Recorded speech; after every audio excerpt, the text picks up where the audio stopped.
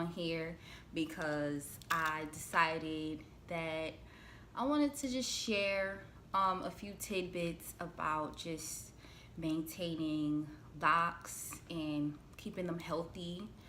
And I'm gonna share with you a few things that I wrote in my notebook. So bear with me while I check this real quick.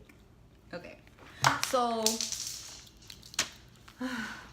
anyway, so rule number one, or one thing that I always go by, is that do not touch the locks.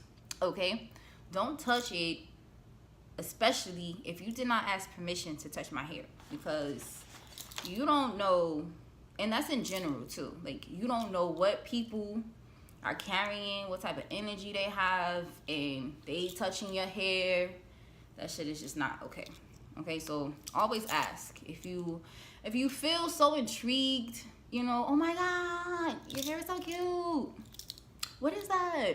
Anyway, but if you are adamant about touching the locks, just make sure you ask, because that is just very rude, in my opinion, to just like go and touch the hair. Okay, touch. Okay, the next thing that, well, advice that I have is that have patience with the journey. Celebrate your growing stages. Celebrate, you know, you getting past this length to that length to this length to that length.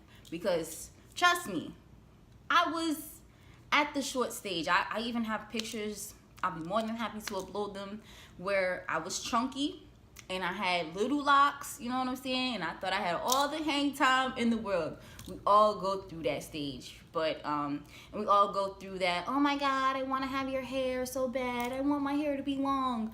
Like, just appreciate what you have. Appreciate that you have the length of hair that you have. Appreciate that you have hair growing off of your head. Appreciate that you accepted this journey of growing locks, because nowadays there's people out here, and I'm just gonna put it out there, that's wearing faux locks, and like they're wearing it like, you know, it's just another fashion trend. And I feel offended, because like when I hear people saying, oh, I'm going to get fake locks installed, like that shit just, it's kind of like you spitting in my face, you know what I'm saying?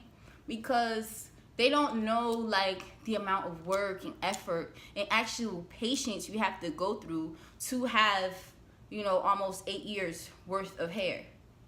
Like, but I digress.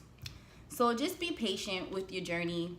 Don't feel like you are behind or that your hair is not growing, because everything is always in motion and it's just growing little by little. You might not know it right now, but let's say 6 months to a year later, you're going to see how much growth that you have attained, and also the amount of growth that you have been able to accomplish with that. So just be patient with the journey.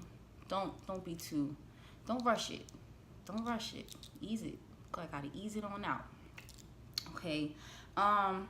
Another thing I like to do is have a nice hair routine. So what I do is I'm not retwisting right now. I gotta let my hair grow. I know it's looking a little rough. I'm gonna do it. Trust me, I'm gonna do it. But I'm not retwisting. So I'm just gonna let it do its thing. So what I've been really doing is just spraying it every day with some water.